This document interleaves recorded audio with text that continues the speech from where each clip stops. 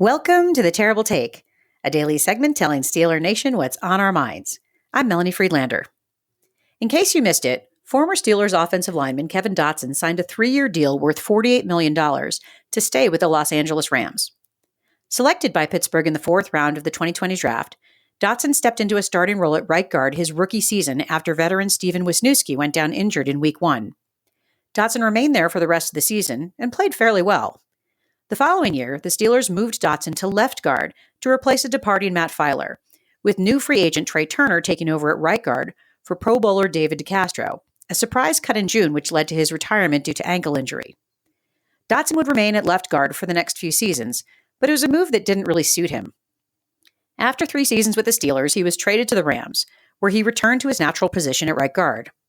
And what do you know? By the end of the season, Dotson was ranked as one of the top offensive linemen in the league. Not top guard, top offensive lineman. When asked about his success with his new team, Dotson attributed it to being more comfortable at right guard and having to think less. Sure, you can make a fair argument that he landed on a team with an offensive scheme that suited him better, but there is something to be said about lining players up at the position where they are most likely to succeed. And when it comes to the O-line, the Steelers have made quite a few head-scratching moves with regard to that over the past few years.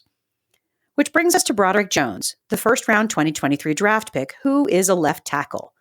Following training camp, it was Dan Moore Jr., entering his 3rd year, who started at left tackle. And even after Jones filled in well for an injured Moore, he was back on the bench when Moore returned 3 weeks later. Jones took over at right tackle in Week 9 when Chukwuma Okorafor was benched for a behavior issue, and he finished off the season on the right side of the line. To date, head coach Mike Tomlin won't answer where Jones will play next season. Speaking at the Combine recently, General Manager Omar Khan clarified that Jones will eventually move to left tackle, but wouldn't say when that might be. It needs to be now. Play the player at the position you drafted him to play. Find another right tackle in free agency or the draft. Don't make the same mistake with Jones that was made with Dotson. Sure, the Steelers need to make decisions that are good for the team, not just the player. That should mean playing them where they will give their best performance, because that's how you help the team. That's my take. You can follow me on Twitter @GirlSurgeon.